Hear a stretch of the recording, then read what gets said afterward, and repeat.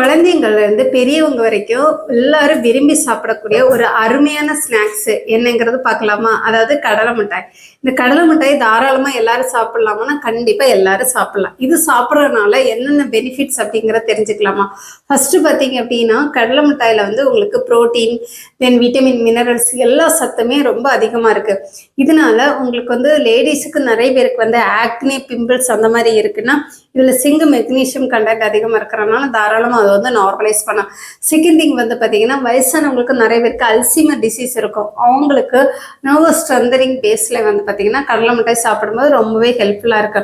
Diabetic பேஷண்ட்ஸை பொறுத்த வரைக்கும் இதில் வந்து பார்த்தீங்கன்னா வந்து ஸ்வீட் கண்டென்ட் இருக்கிறனால அவங்க மட்டும் இதுக்கு பதிலாக வந்து வேர்க்கடலை தாராளமாக வேக வச்சு சாப்பிடலாம். வெயிட் போடணும்னு நினைக்கிறவங்க தாராளமாக வந்து பார்த்தீங்கன்னா டெய்லி வந்து ஒரு கடலை மிட்டாய் தாராளமாக எடுத்துக்கலாம். புரத சத்து அதிகமாக இருக்கிறனால குழந்தைங்களுக்கு தாராளமாக வந்து நீங்கள் டெய்லி வந்து ஒரு கடலை மிட்டாய் வந்து தாராளமாக கொடுத்துக்கலாம். கால்சியம் டெபிஷியன்சி இருக்குது, எலும்பு சம்மந்த பிரச்சனை இருக்குனால தாராளமாக வந்து நீங்கள் கடலை மிட்டாய் வந்து எடுத்துக்கலாம்.